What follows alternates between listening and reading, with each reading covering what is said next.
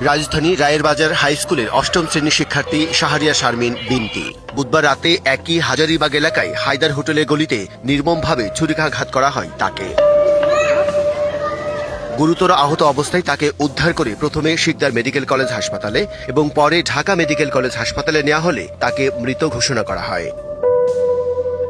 নিহতের বাবা বেলাল হোসেন বলেন, ছোট ভাইকে সাথে নিয়ে বাসা থেকে বের হয় তার মেয়ে। হাজারীবাগ হায়দার হোটেলের গলিতে তার স্কুল পুরো মেয়েকে ছুরিকাঘাত করা হয়। সন্ধ্যার পরে বাসায় আছি, জিজ্ঞাসা করলাম ইফতারি খাইছে, আমার মেয়েকে নিচে চটপটি খাইতেছে নাবিলের লগে।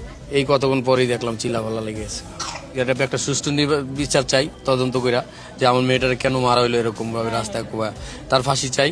ঘটনায় উদ্বেগ ছড়িয়ে পড়েছে পুরো এলাকায়। সুষ্ঠু তদন্ত করে দোষীদের শাস্তির দাবি জানিয়েছেন এলাকাবাসী।